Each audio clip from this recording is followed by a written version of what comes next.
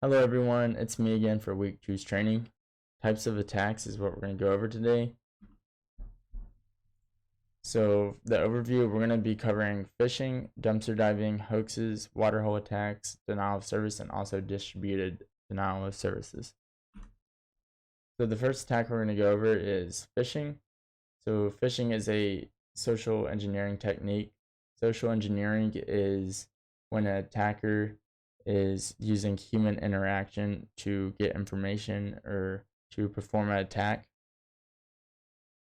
So phishing, an attacker is trying to convince you to give them your personal information as they act as a trusted source. So I have an example to the side here where the attacker is acting as they are Memphis University's IT help desk. And the first part of the email that they sent out, it's very odd, it's missing commas, and you usually wouldn't put that. You would put like dear all or something like that. So that's the first thing that I seen. And then we have a double spaced issue as well, which you usually don't see in official emails. And then with the link they provided, when you hover over that link, it's going to show you the URL. This URL is an odd URL. You would expect it to be like Memphis University, like security or help desk or support, anything like that. And then in the first part of it, it doesn't say HTTPS, so it's not secure either. So that should be a big hint as well. So in the image, this is a little helpful thing for us to look at. So what you need to know, the scammers or the attackers are going to be looking for passwords, financial information, identity, bank account information as well.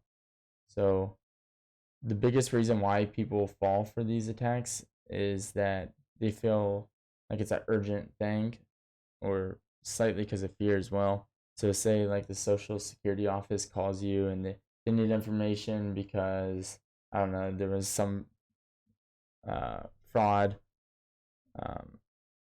that they thought was happening, or they thought that someone exposed your social security number, so they're going to ask you to verify it with your social security number.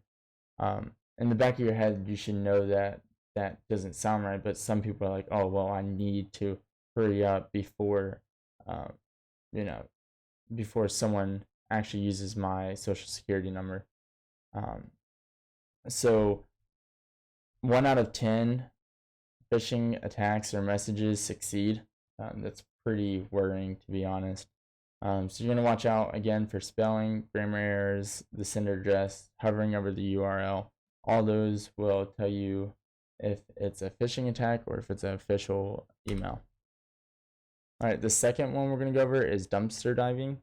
That's when an attacker jumps in the dumpster and searches for your personal information or your company's information. So you should be shredding everything that has your personal information on it, or like any information that someone doesn't need to know about the company. You can burn it as well. And also fencing around the dumpster, like maybe into your compound, will be another way to prevent people from jumping into your dumpster. We all throw away stuff, even at our house. We throw away mail and stuff like that from your bank, which we really should shred that, because you don't know what shows or what an attacker can use when they see like your bank statement or anything like that that you throw away.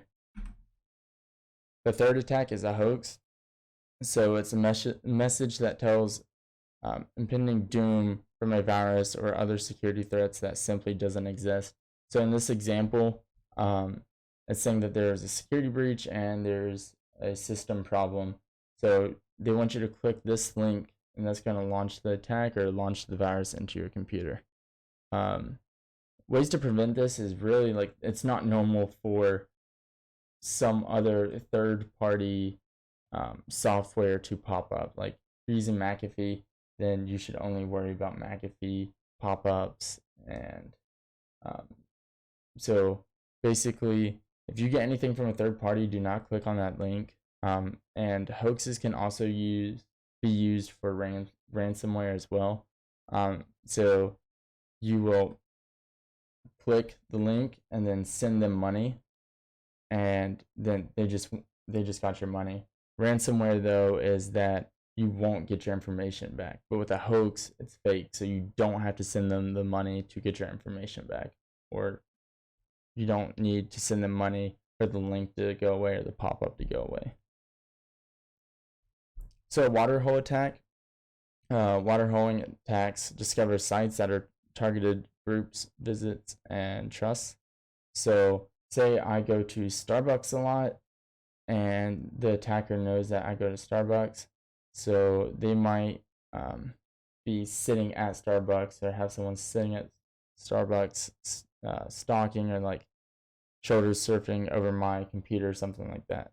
So for websites, though, say I visit google.com, or for this one we'll just say like walmart.com.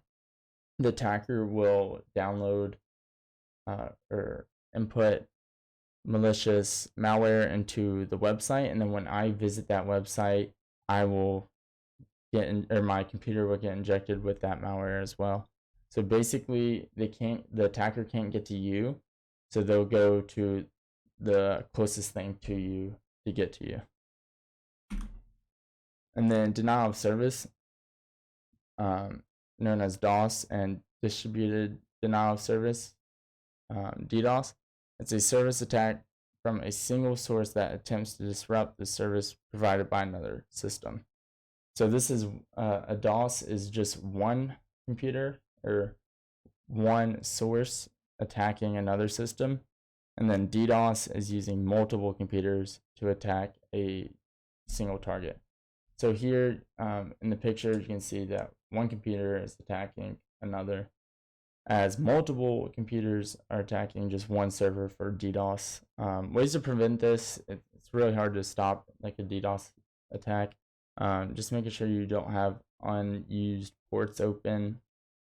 You have firewalls, VPNs on, and then also just knowing what to do if you are getting attacked is also a well-known thing to know. So that is it. Again, I'm going to be trying to come up with weekly training. I appreciate it, and I appreciate all the feedback as well. You guys have a good one.